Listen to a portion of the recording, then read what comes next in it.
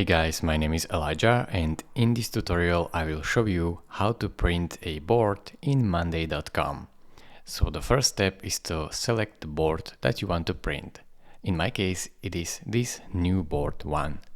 In order to print it, you'll have to go right here to this options menu, 3 dots, click on it, and this will expand this menu where you have to click on more actions.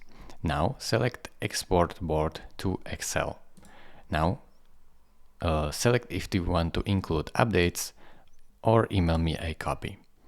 Then click on export and your new board is exported. Just name it new board to print and select where you want to save it. Then press save. Now your file is ready to be printed with your export.